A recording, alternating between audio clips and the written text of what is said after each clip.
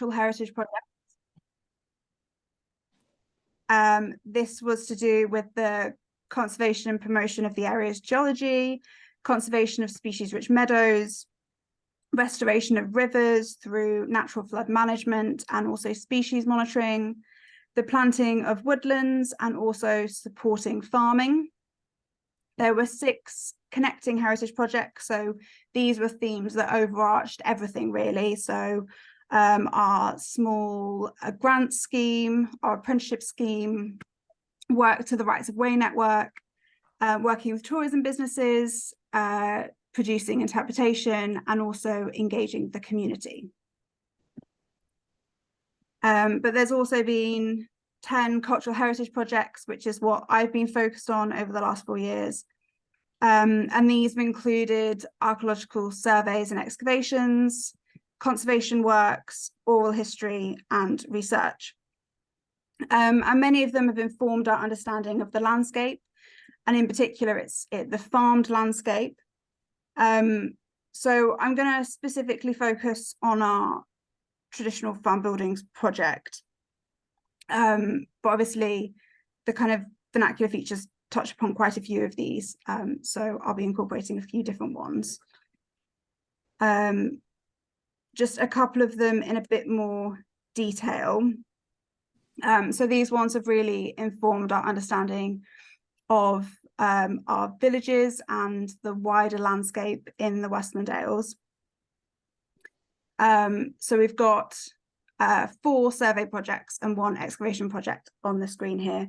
And they've really been kind of increasing our understanding and recording heritage that hadn't previously been recorded. So this survey was of an upland landscape. We previously knew of 59 features across 11 kilometre squared area. And at the result of that survey, we had 1,218 features recorded. This excavation project, Little Asby Through the Keyhole, was focused on Little Asby Common, and through 2 seasons of excavation, as well as some environmental sampling, we've managed to kind of trace human activity 12,000 years. This has been a targeted dry stone wall survey, which has revealed several upstanding medieval walls in the parish of Asby, which has been very interesting. Our traditional farm building survey, which is what I'm going to be mainly focusing on tonight, and then also our small scale heritage features survey, which was undertaken in 10 villages across the area, surveying 773 features. And these are things like post boxes and churn stands and date stones, kind of human-made or modified features of our village-scapes that are often overlooked and are quite vulnerable to removal or damage. So we've been revealing the kind of landscape of the Westmorland Dales, and we got these illustrations done. So Alan Adams did these illustrations for us based on some of our findings and the kind of traces that have been left in the landscape using map evidence and LiDAR evidence. And most of the settlements and villages within the Westmorland Dales have quite a typical village plan of the northwest region. So most of them have this 2-row layout opposing a sort of central beck. So with this one, we've got our central beck in the middle, and then we've got our tofts and crofts, so the houses and kind of domestic plots within the village. They then have this back lane, and then these sort of open ploughlands, which consist of long, narrow closes with a defined reverse S shape that were divided not by any physical boundary, but were farmed sort of as individual strips. And then these were often extended, especially during the late 15th and 16th century when the populations grew. back away from the back lane. And then we've got these kind of quite piecemeal enclosure field parcels. Many of these would have also had some arable cultivation, and we've got archaeological evidence of terracing within these fields within our landscape to show that they would have been ploughed at one point during the medieval period. And then stretching back, accessed by this outgang is the kind of open common, this unenclosed land. And here we can find a shieling somewhere that would have been used from the 7th to 17th century on and off for the summer pasturing of stock. This is a kind of contrast image in the kind of post-medieval period, sort of the 19th century, where things are sort of in sort of similar layouts, but some of these plots, some of these crofts have been amalgamated with larger farmsteads being built, and most of the area would have been rebuilt in the 17th and 18th century into stone, into a variety of different farmstead plans. These kind of open towers become enclosed. Some of those strips become amalgamated. We see the construction of field barns like this one here, lime kilns like this one here, which are quarried from nearby limestone, with limestone pavement especially being very distinctive to the central area of the Westmorland Dales. And this kiln would have produced lime that was spread on the surrounding fields for improvement of those fields. In this case, this common has become enclosed through Parliamentary Act with these really quite straight and long ruler line divisions parceling up what was once unenclosed land. And there are also lots of different buildings in the villages. So here we've got a smithy, we've got a school, and we've also got a chapel, which are buildings that you see increasingly through the post-medieval period, and especially in the terms of chapels in the 19th century, with non-conformity being quite a distinctive part of the Westmorland Dales landscape. And a lot of the date stones that we surveyed in the villages related to chapels and halls that have been built in this period. So that's kind of a bit of an introduction to the landscape and its change over time. I'm now going to focus on the farm buildings that are found within the Westmorland Dales. But before I start looking at them in the Westmorland context, I wanted to put them in a bit more of a wider context. So to do this, I'm going to look at both the lakes and the dales. So the landscape of the dales is very similar in terms of the farming methods and the way it appears and the underlying geography and geology, but the actual kind of dale of the Westmorland Dales is much more open than some of the other dales in the Yorkshire Dales. And this leads to a different character for its farm buildings.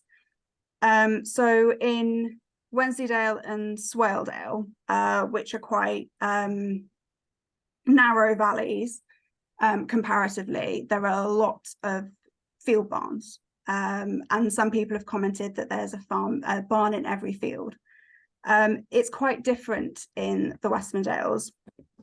There's fewer but larger barns, and it's perhaps more similar to Wharfdale, which is found in the southeastern part of the Yorkshire Dales, which also has a much more open character, and it too has these fewer larger barns. But what is very distinctive to the Westmorland Dales is the bank barn form, which is much more typical to the Lake District than it is to the Yorkshire Dales. So although the landscape is very different to the lakes, Some of the barn types that we find in the Westmorland Dales are much more comparable, in particular the dominance of this bank barn form. So one of the reasons why we surveyed the farm buildings as part of this scheme was because our understanding of them was very limited. There'd not really been a survey undertaken before. And we knew that there'd been quite a large loss of farm buildings in the area. So these heat maps were produced several years ago, about the time actually of the Yorkshire Dales extension. And it does include the Westmorland Dales area here called the Orton Fell, so in this sort of top left corner of these maps. So what we're seeing on the left is field barns marked from the second edition 25-inch map, so kind of from the barns appearing on maps from the late 19th century. And this map has been plotted from barns that are still extant from the time of survey, so around 2015, 2016, 2017, that kind of period. And the density of red, the kind of red shows the highest density of farm buildings. So you can see, as I was saying, that Swaledale and Wensleydale have really quite high concentration of field barns. Wharfdale, to a lesser extent, Westmorland Dales to an even lesser extent. But what was quite interesting was that although it shows that there weren't very many field barns in the Westmorland Dales, there is actually one of the most dramatic changes seen here. So although the colour doesn't change very much, over 50% of isolated barns present on this map, the plotting from this map, were found to either be derelict or no longer extant when it came to the kind of plotting from current mapping and aerial mapping in particular. So we saw a kind of very dramatic decrease of field barns in just over 100 years. But it also showed that there are a lesser concentration of them and that more farm buildings are found on farmsteads. So what we wanted to do as part of the survey was look at the kind of the built evidence in more detail and see what it could reveal about the farming in the area. So we carried out this survey from 2019 until 2023. Obviously, we had 4 years to do it in. There were 15 parishes to survey. However, we were only able to survey 7 of them, mainly due to the pandemic, which interrupted kind of quite key survey months and years. But despite all that, 223 farm buildings were surveyed by our volunteers. And I do want to say that kind of pretty much all of our cultural heritage projects were community projects. They all involved volunteers. And without the volunteers, we wouldn't have been able to have kind of got this understanding of our landscape and of these farm buildings. So I want to thank all the volunteers who took part. Some of them are here now. So we did this survey, but also as part of the project, we also had some grant funding to repair 2 barns, which have been completed over the last couple of years. So this is our table of results. So the majority of farm buildings were found on farmsteads, with 123 farm buildings found across 85 farmsteads, and 100 farm buildings were found in fields. This obviously differs to some of those other dales where you can get hundreds of field barns in just one parish alone. This categorization is based on available information. So our survey was carried out at one of 2 levels. It was either carried out at quite a basic level from public rights of way, or at a more detailed level from when permission had been granted, and a form which captured a lot more detail was kind of filled in. Lots more photos were taken because there was lots more access. So some of this data is based on sometimes quite limited views from public rights of way. So it's as accurate as we were able to get this table. And in the case of barn, I've kind of used it as a catch-all term to mean a multi-purpose building on a farmstead. So it's not really denoting anything in particular, just that it was used for several different purposes.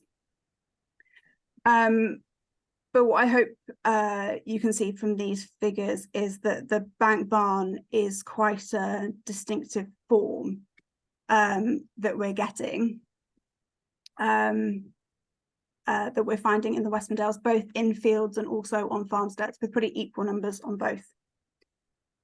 So I'm now going to run through some of these different types in more detail and talk about some of the features that we can find on them. So obviously farmsteads are quite a distinctive part of our villagescape and our landscape more generally. The survey itself wasn't looking at farmstead types, so we weren't surveying different plan forms. And lots of different plan forms can be found in the Westmorland Dales, but the most dominant form is the linear farmstead, which has very much come out of that kind of longhouse tradition, where you'd have one sort of fairly central opening, your animals at the lower end, and your domestic end at the higher end. These linear farmsteads kind of come from a very similar vein, but they have different openings for humans and animals, and they've also got very solid walls in between them. And what's very characteristic of our farmsteads is they're very organic, and they develop in quite a kind of natural way, being kind of different sections of it being rebuilt at different times. So we get these very clear straight joints between different phases of the buildings. So this is an example of a linear farmstead in Orton. It's Petty Hall. So this house has a date stone, a dated lintel over the door of 1604, along with the initials GB and MB for George and Mary Birkbeck. Very nice survival of 2 and 3 light mullion windows, all with individual hood molds. And what's particularly interesting about the hood molds, and if you ever are in Orton, I would encourage you to have a look at, is the stops on for each window are different, which I've not come across that often before.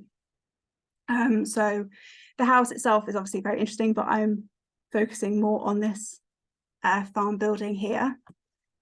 So what we've got here is an archway that goes through to the rear of the building. This ground floor has a series of subdivided rooms with 3 doors providing access to them, along with a smaller opening here. This lintel has a date stone of 1740 and the initials WG for William Garnet. The Garnet family acquired this farmstead in the 18th century and presumably rebuilt the barn at that point. We've got this continuous sort of drip course going along the front of the elevation, though obviously some damage has occurred at this end, especially where the guttering has been.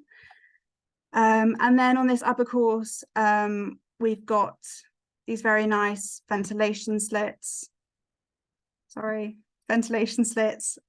across the entirety of the elevation. We've got a winnowing door here with a sort of drip course above it as well. And what we've got is the kind of topography of the site is that it's banked at the rear. So opposing this winnowing door is a cart entry accessed by that bank, which gives that kind of first floor access. We've also got a little bit of a peeking out dovecot here, which I'm going to talk about in a bit more detail towards the end. And at the gable end particularly, but also evident this line here, we've got these courses of through stones, which bind the outer face and the inner face with the rubble in the middle together.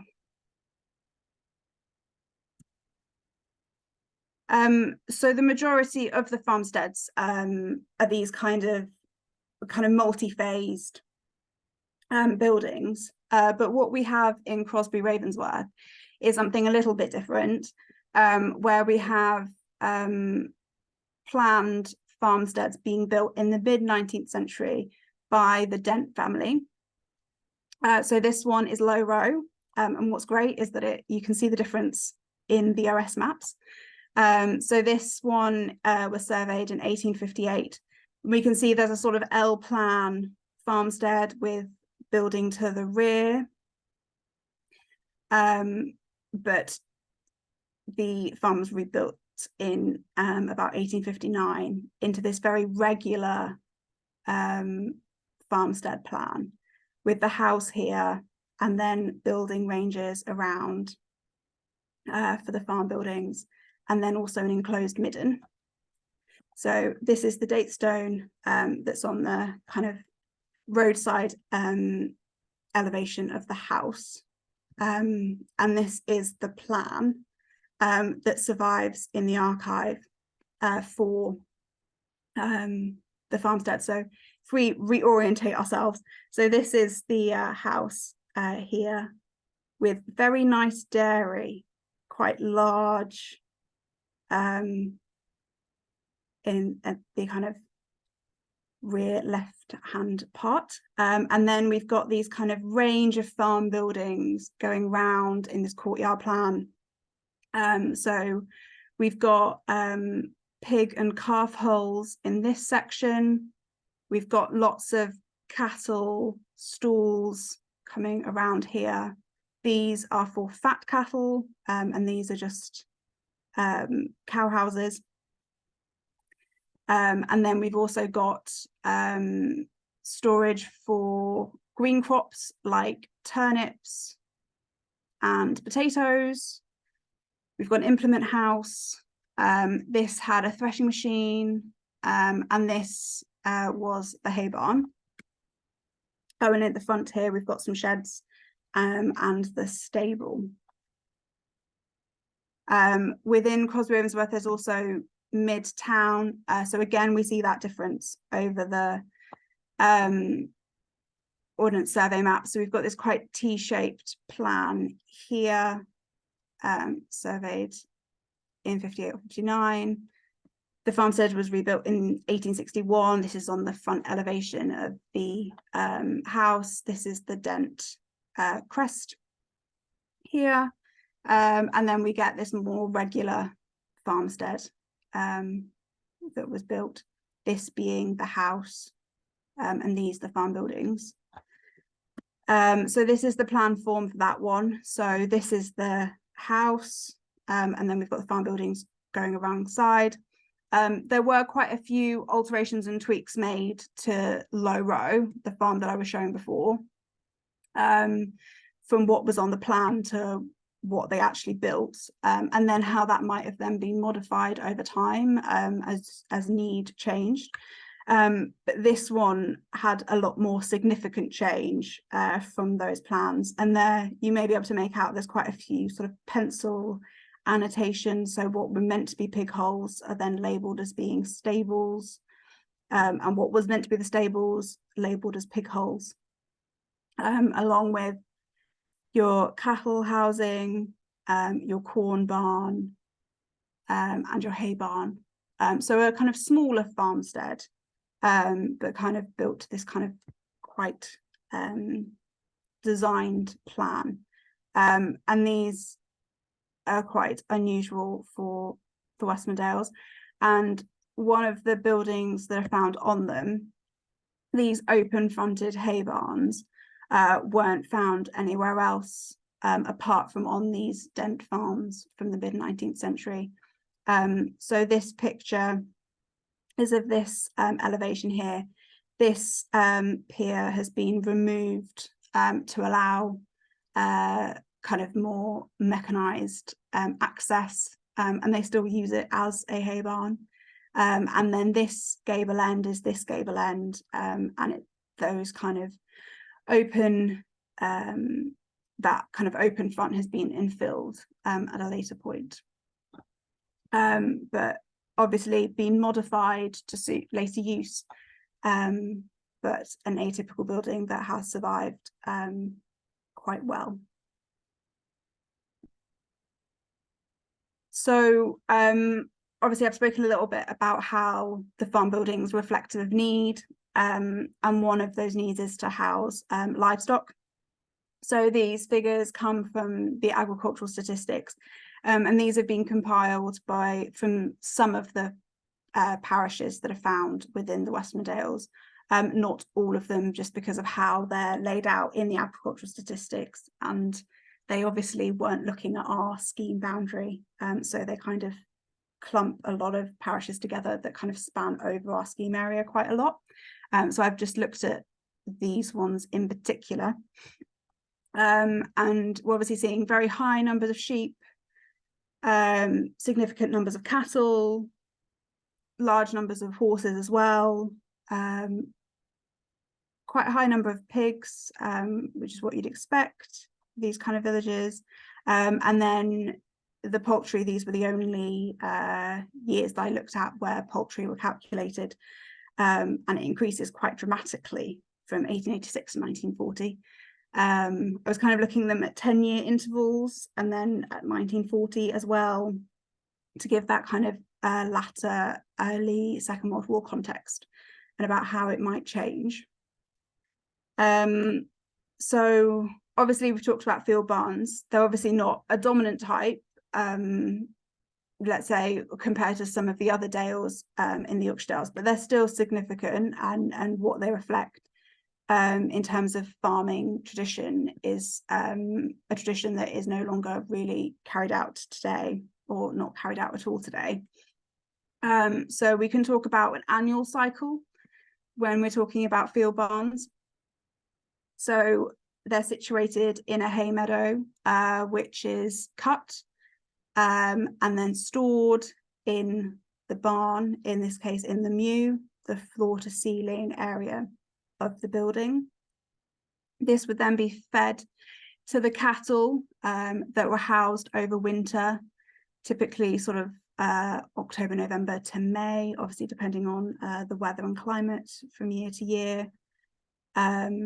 The cattle would produce muck, which would be heaped outside and then spread over the field, and then the hay would grow and it would be cut, and sort of that kind of annual cycle continues. And this kind of way of farming is very reliant on other land parcels within the farm. So obviously it's also, these are kind of the meadow, they're situated in the meadow fields, which is where the hay is grown. But the farm would also often have pasture fields for the pasturing of the cattle in those summer months, and would also usually have rights to the common, so cattle could be out on the common as well in those summer months.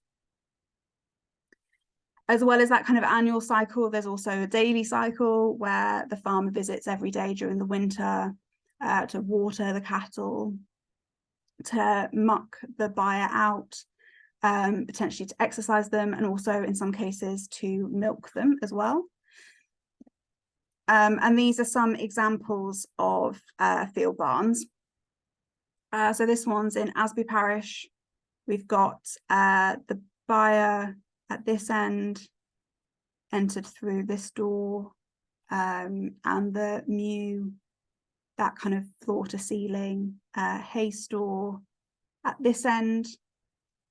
We've got these forking holes in the gable end and this elevation. We can again see those courses of through stones quite distinctively, and we can also see those square ventilation holes. So on the barn at Petty Hall in Aughton, we saw those ventilation slits. We kind of get, it's common to find both ventilation slits and these square ventilation holes in our farm buildings, and in some cases both are found in the same buildings.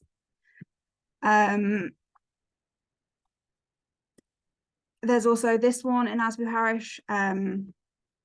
So we've got the buyer access to the door, in this case with a sort of cross passage arrangement, stabling for 4 cattle. This is that large boskin in the middle, and these boskins divided the stalls. So we've got this large one separating 2 pairs, with a kind of smaller division in the middle.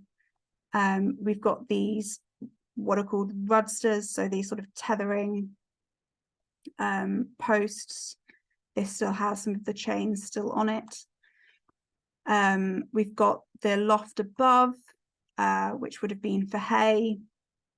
And then next to the byre, we've got the mew, the sink mew, so that kind of floor to ceiling height of for hay. And then in this case, there's been a latter addition for an additional need. It could have possibly been for more cattle housing. Obviously no access was possible into this part as during the survey. There's also this field barn, which is found on the roadside, which has this cheek kind of on the left-hand side of this door with quite a kind of crude drip course above it. We've got another forking door, so probably the cattle I'd expect to be at this end with the hay loft over, and the mew at this end. This one, the roof, either stone slabs or slate, has been replaced with corrugated sheeting, possibly because of damage from the nearby trees. Trees are quite damaging to barn roofs. And then we've also seen quite a few changes into the 20th century. So on some farmsteads, we see either the creation of farmsteads or large additions to their farm buildings, which reflect an increase in dairy cattle at that point. So in this case, this farmstead was built in 1905, as indicated by a date stone on this gable end.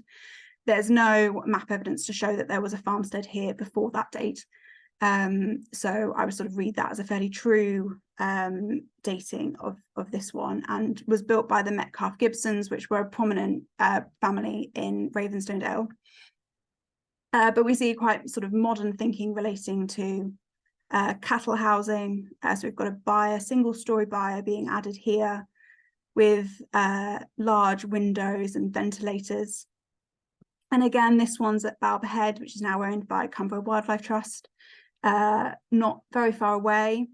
This was likely added, well, sort of post-1930, because we've got a sales, kind of evidence of sales from 1930 that show that this wasn't present at the time. But it was housing for 20 cattle. And we again see lots of kind of much more kind of ventilated and lit space. So obviously those are buildings that are kind of built within the 20th century, but within our kind of farm buildings on the farm and also in the fields, we see changes during this period where they're responding to hygiene standards that are being brought through successive acts of government. And they create these quite kind of these concreted interiors. So we have these concrete boskins, we have these metal rudsters, the sort of metal tethering posts, and then the introduction of water bowls and water tanks as well.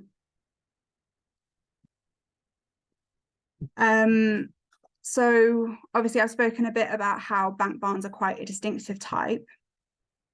Denyer, talking about the Lake District, says that bank barn is the name coined by Brunskill to describe two-storey barns built on sloping land with access to the upper level from a ramp or bank.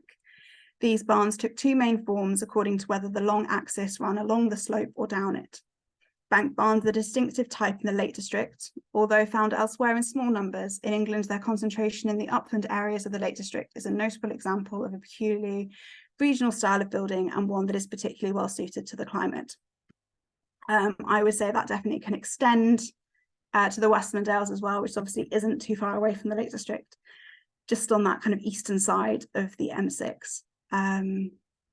And we find both those built along the slope and down the slope in the Westmorland Dales.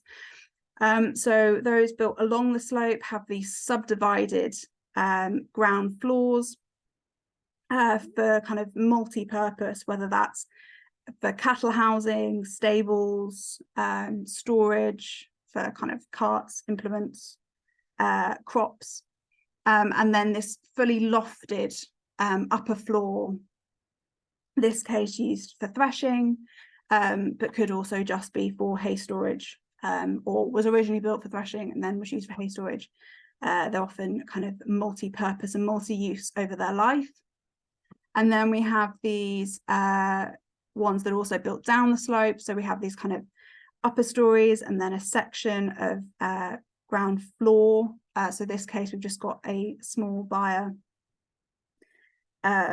with a sort of large upper floor above it. And this is one that is found where a barn's built along the slope.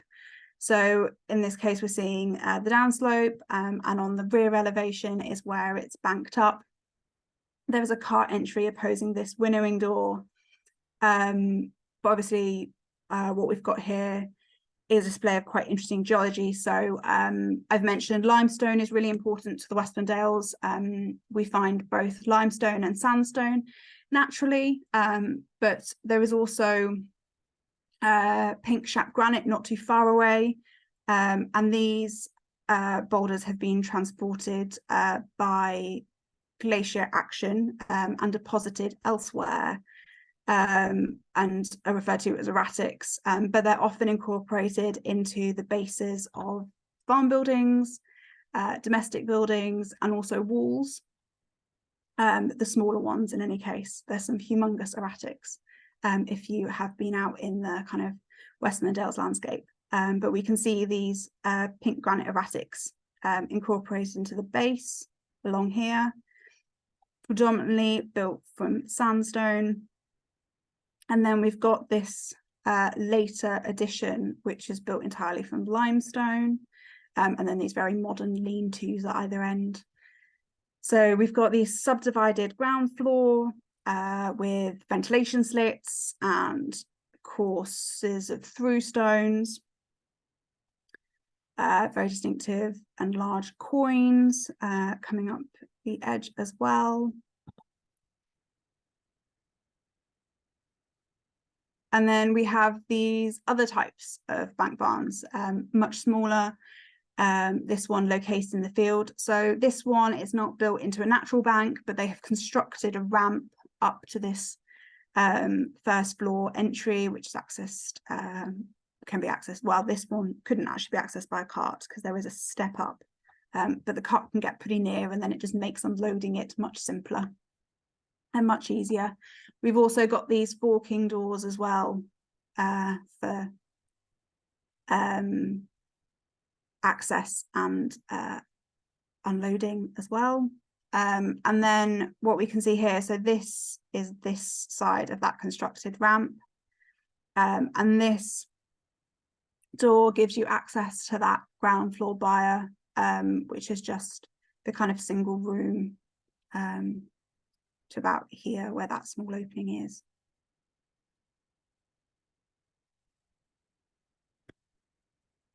and another one where you've kind of got this built up bank here with access to both gable ends. This is the door into the byre at this gable end. This is the byre, which has had lots of material has accrued up in it. But this is the boskin. And in this case, we've got a sink mew at this end. So floor to ceiling height, very narrow though, sink mew, with the byre making up 2/3 of the space. Typically, it's usually the other way around. But what's quite interesting about this building is the evidence of its heightening. So we can see the changes in the quoins here. So they go from being fairly rough to much more refined and tooled at this point here. And I've sort of emphasized it with this black line that I've added, but you can probably make out that kind of former roof pitch or earlier roof pitch that has then been heightened, which matches up with the change in quoins. And we can also see this owl hole here, which is usually found at the apex, and obviously was at the apex of the original pitch, but is no longer when it's been heightened.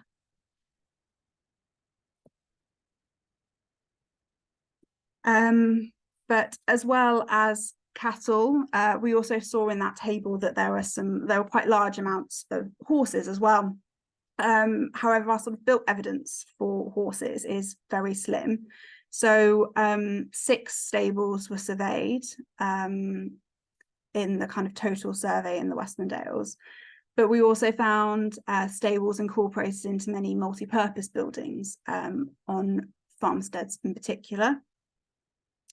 But with those numbers, you'd expect stables on every farmstead, and also, to be honest, for the function of the horses on the farm, you'd expect them on every farm, and you'd expect them to be housed.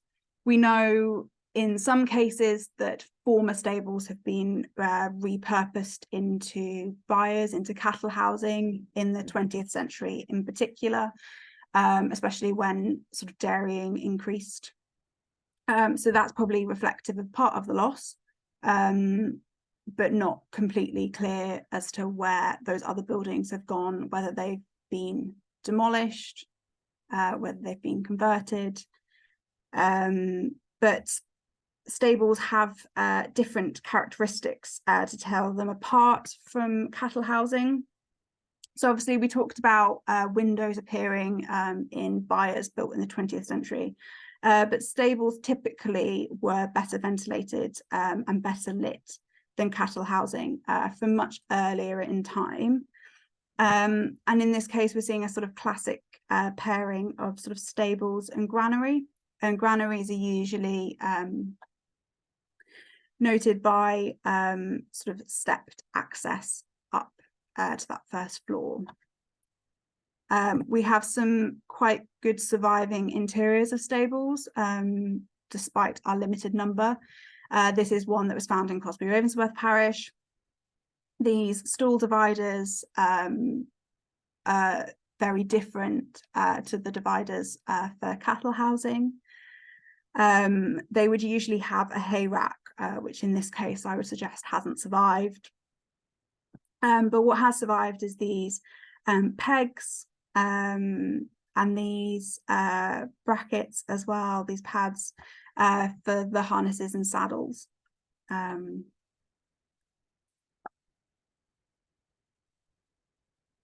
But we've also found evidence for other livestock. So this ruin, when the volunteers were surveying this, they spoke to the current owner, and they suggested that it was a hog house. So hog houses were for sheep in the first year of life, between weaning and their first shearing.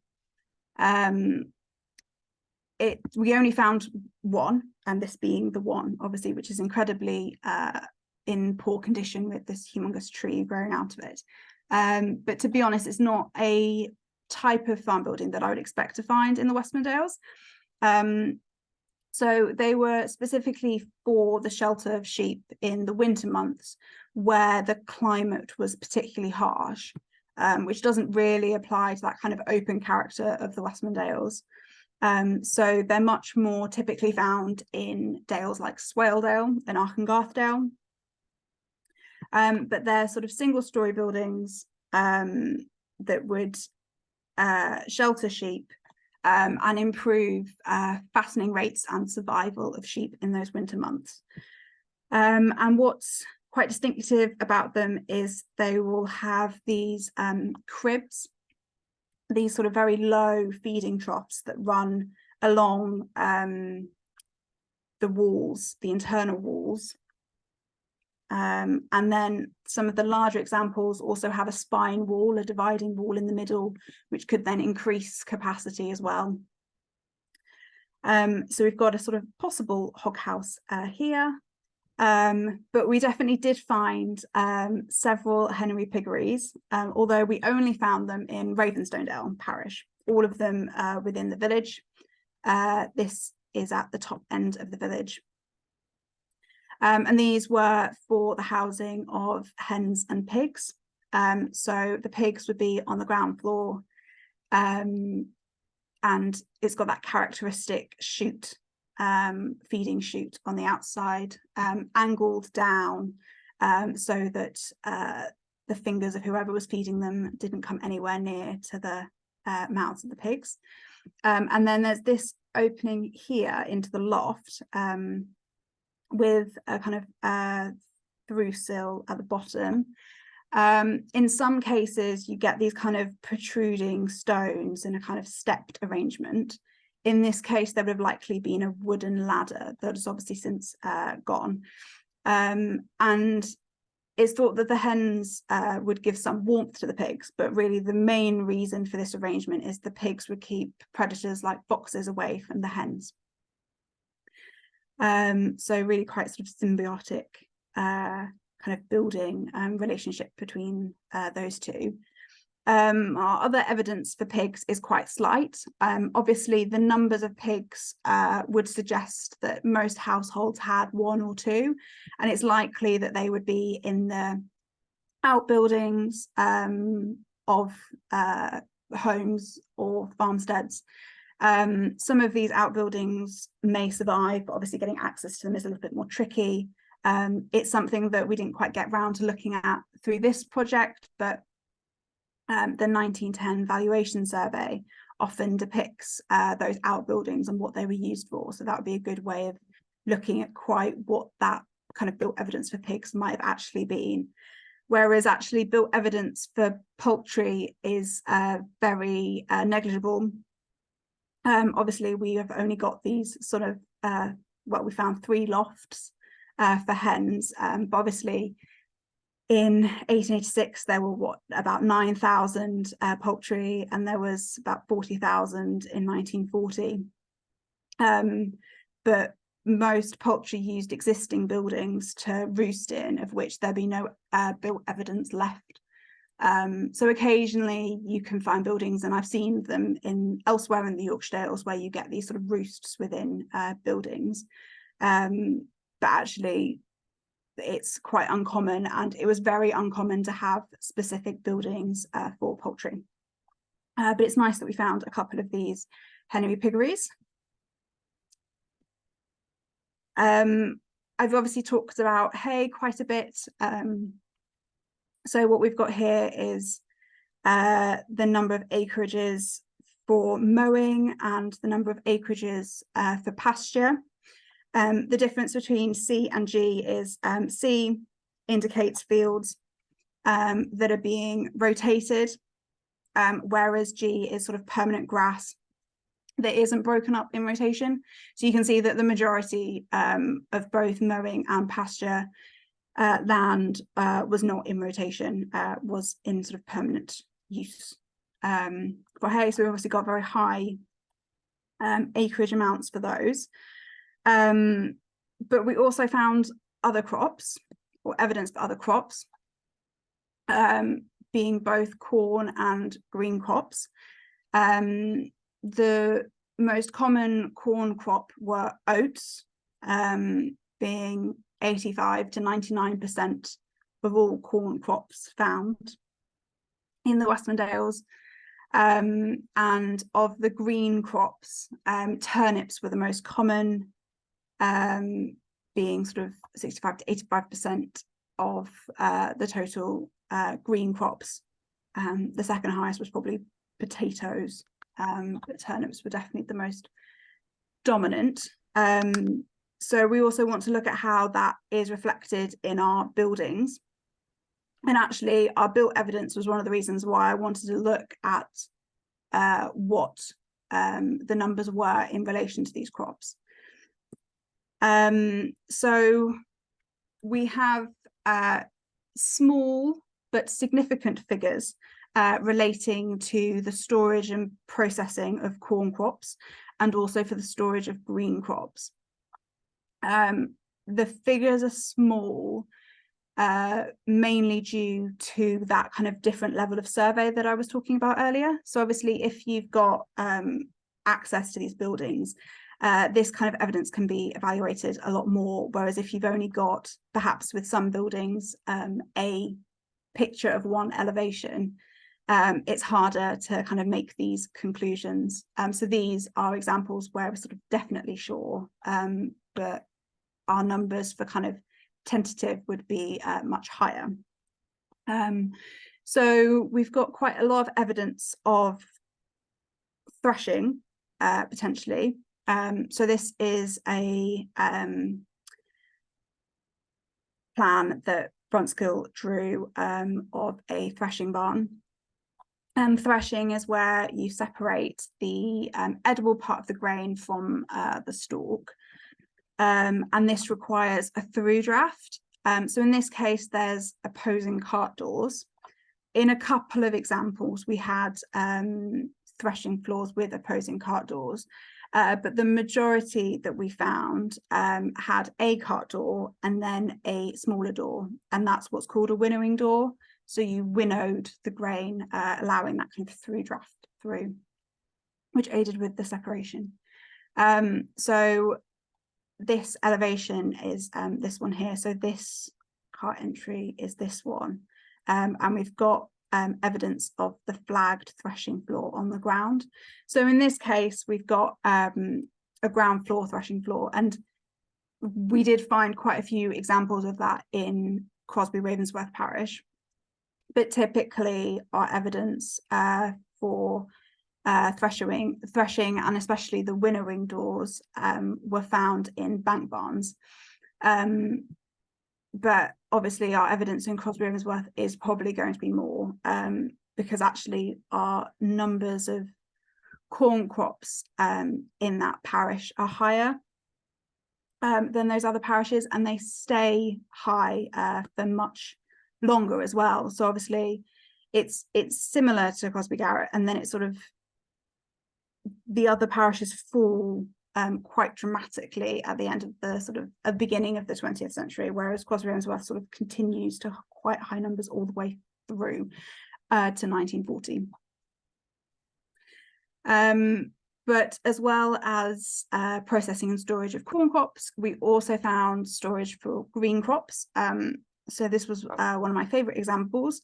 So what we've got is a bank barn with a sort of kind of constructed or aided bank ramp thing into the cart entry.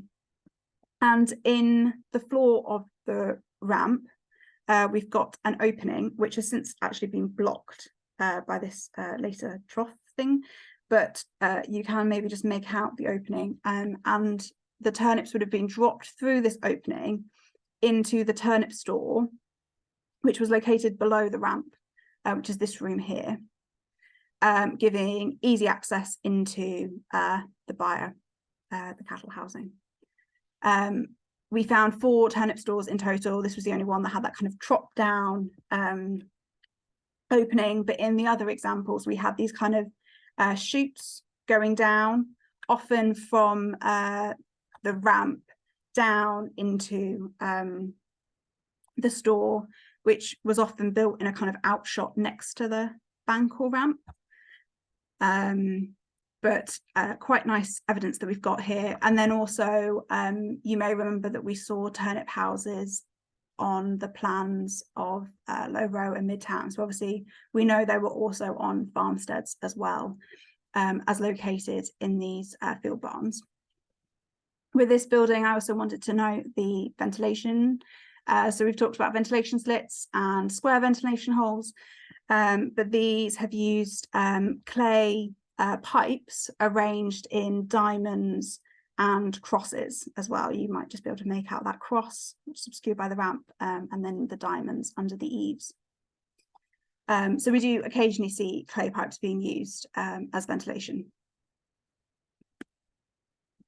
We've also got markings found within our farm buildings. They can be good indicators of social history.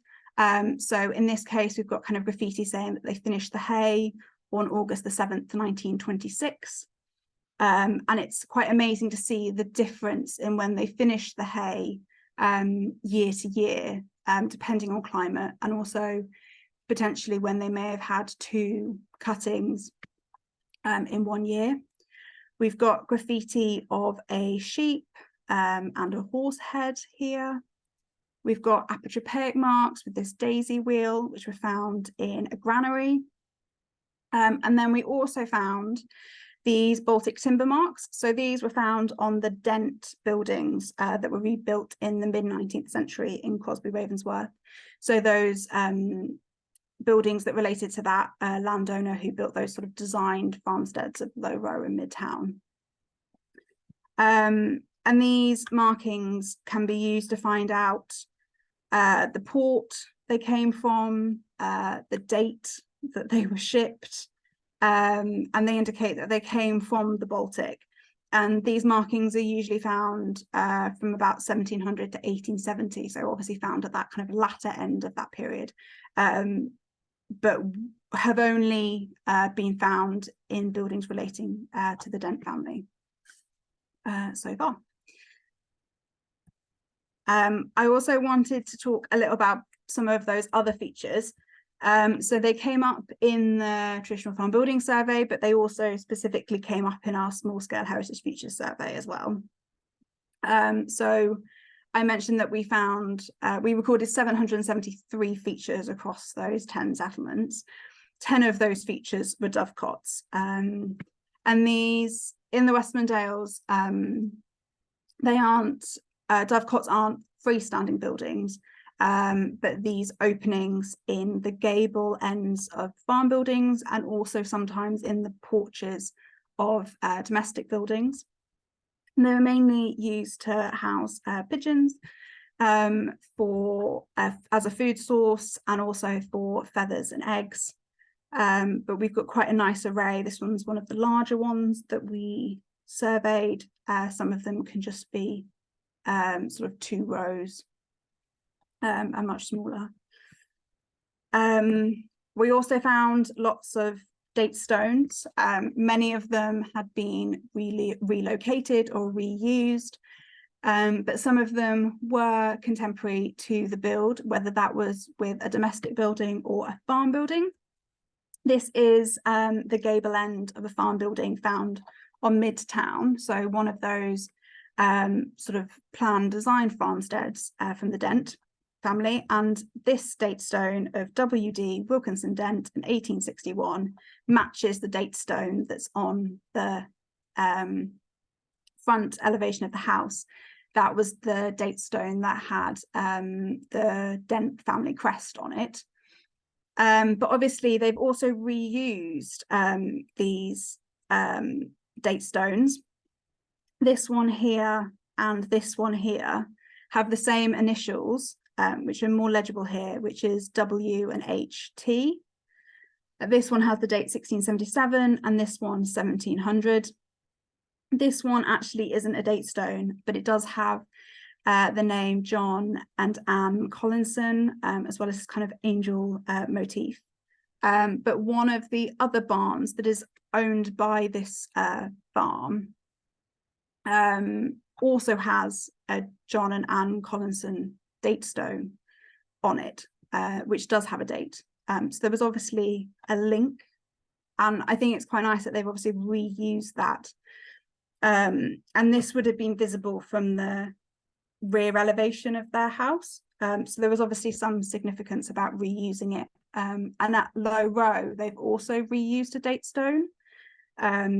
So obviously there's something there on these farmsteads about reusing stones, but we found 66 date stones while doing the small scale heritage feature survey. And then there's also churn stands. So we found 20 in total, but we know there would have definitely been a lot more. They're very vulnerable to damage due to their roadside location. So they're often knocked by cars and lorries. One of the ones we surveyed had in fact been knocked down by a vehicle and had been rebuilt as a kind of community effort. But churn stands date from the coming of the railway to about 1970s, when milk tankers were kind of being used on a much larger scale. And they were platforms that churns would be placed full of milk that would then be taken to the railway. Before that point, it wasn't possible to transport milk fast enough to nearby towns and cities. So the majority of the kind of any sort of dairy milk produce would be made into butter and cheese, and also milk for domestic use. And it was only really when railways came in that they could be transported quick enough. This one is quite significant. So obviously it's covered in vegetation, but the end of the churn stand is here, runs all the way along here, and the other end is here. So it was about 8 meters long churn stand, and it's actually in front of Low Row, which is one of those farmsteads that I was talking about in Cross Ravensworth. So we had quite a nice assortment of different types and styles, some of them built into walls, most of them freestanding, and a lot of them had this lower step as well. This one as well also had a step, but is too obscured by vegetation. So that's been quite a quick introduction into some of the things that we've revealed as part of the scheme. Obviously the scheme as a whole has revealed a lot more, but I've tried to touch on some of those results and how it links to the kind of vernacular landscape and some of those vernacular features. So thank you very much.